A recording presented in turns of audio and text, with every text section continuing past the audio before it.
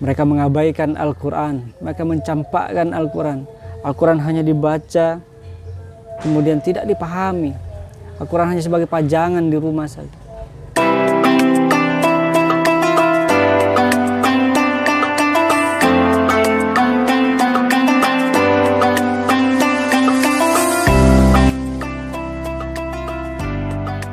Bismillahirrahmanirrahim. Assalamualaikum warahmatullahi wabarakatuh. Alhamdulillahirrabbilalamin. Wabihi nasta'in ala umur dunia wa din wa ala alihi wa sahbihi ajma'in. A'udzubillahi minasyaitonirrajim. Bismillahirrahmanirrahim. Sahru Ramadan alladzi unzila fihi al-Qur'an hudan linnas wa bayyinatin minal huda wal furqan. Shadaqallahul azim. Alhamdulillah, sahabat Palembang Bersyariah yang dirahmati Allah Subhanahu wa taala.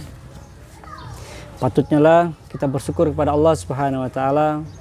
Pada hari ini Allah memberikan kita begitu banyak nikmat.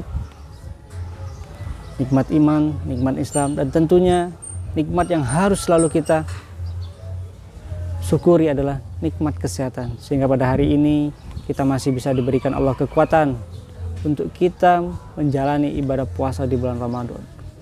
Salawat serta salam, marilah tak henti-hentinya kita senantiasa kita curahkan kepada Nabi Allah Muhammad sallallahu alaihi wasallam. Nabi yang membawa petunjuk kepada kita sebagai manusia. Nabi yang insya Allah yang akan memberikan syafaat ketika kita mengikuti perintah maupun sunnah-sunnah yang telah beliau sampaikan kepada kita. Sahabat yang dirahmati Allah Subhanahu wa taala. Di bulan Ramadan banyak sekali keistimewaan yang Allah berikan di bulan Ramadan ini. Salah satu keistimewaan yang Allah berikan yaitu ada Allah menurunkan suatu petunjuk kepada kita. Petunjuk yang akan menyelamatkan kita di dunia dan di akhirat. Petunjuk itu adalah Al-Quran. Petunjuk yang akan menyelamatkan kita di dunia dan akhirat ini yang begitu lengkap dan sempurnanya Allah berikan kepada kita untuk apa? Untuk kita kelak bisa memahami apa tujuan maksud dan kita diciptakan oleh Allah Subhanahu wa taala.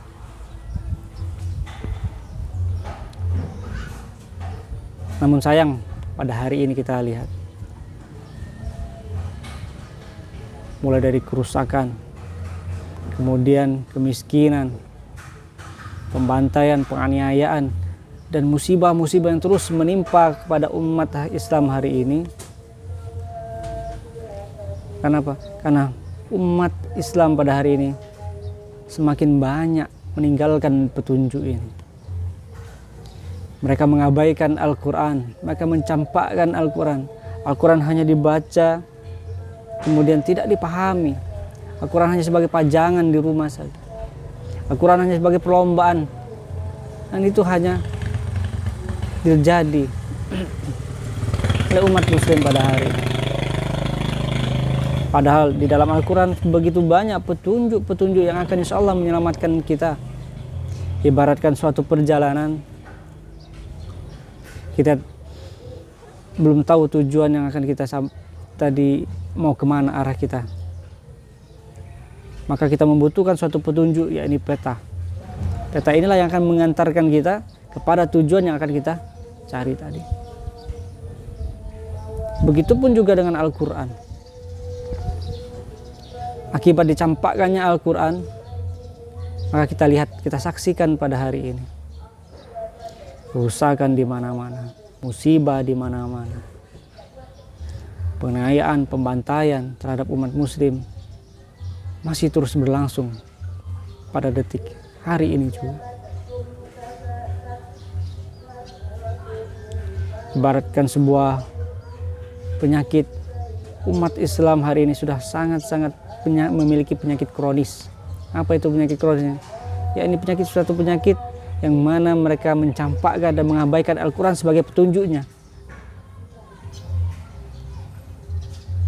Mereka hanya sibuk untuk urusan-urusan pribadi mereka. Tetapi ketika bermuamalah, kemudian dalam urusan bernegara misalnya juga mereka mengabaikan Al-Quran. Inilah yang disebut dengan sekulerisme, pemisahan agama dari kehidupan, pemisahan Al-Quran dari kehidupan. Urusan agama hanya di ranah pribadi, tetapi ketika bermuamalah mereka masih menggunakan petunjuk-petunjuk yang buatan-buatan orang menjajah, terutama dalam pembuatan hukum dalam negara ini.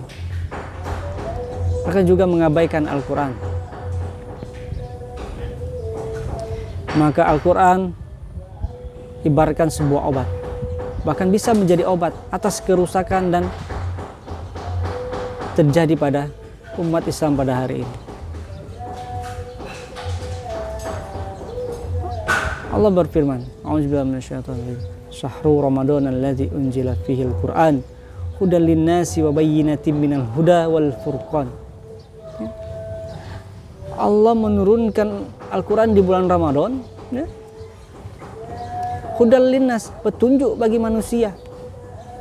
Untuk apa? Untuk membedakan mana yang benar, mana yang salah. Ketika kita berada dalam koridor Al-Quran, insya Allah kita akan selamat. Namun ketika kita berjalan dalam kehidupan ini menyimpang dari Al-Quran, maka lihatlah kerusakan di mana-mana. Oleh karena itu, sahabat yang dirahmati Allah Subhanahu wa taala, momentum Ramadan ini adalah kesempatan bagi kita. Kesempatan bagi kita untuk apa? Untuk kita kembali kepada Al-Quran secara kafah. Yang mana di dalam Al-Quran mengandung banyak sekali syariah, mengandung banyak sekali syariat dan petunjuk, bukan hanya urusan sholat, bukan hanya urusan puasa, tetapi dalam bermuamalah kita kepada sesama manusia, bahkan dalam urusan politik dan pemerintahan dalam bernegara juga diatur di dalam Al-Quran. Pertanyaannya sekarang adalah, maukah kita menjadikan Al-Quran sebagai petunjuk untuk meniti kehidupan kita sehingga kita bisa selamat di dunia dan akhirat? Maka jawabannya adalah, ketika kita mengaku seorang yang beriman, kita mengaku seorang muslim, maka jawabannya adalah sami'na wa ta'na. Kita harus taat apa yang dikatakan dalam Al-Quran. Sebagaimana para sahabat terdahulu, ketika ada perintah larangan untuk meninggalkan kebiasaan mereka yang melenceng dari syariat Islam, mereka tidak bertanya apakah manfaatnya atau haruskah saya ikuti. Tidak, mereka langsung menerima sami'na wa ta'na. Harusnya pun kita juga seperti itu. Mudah-mudahan di bulan Ramadan ini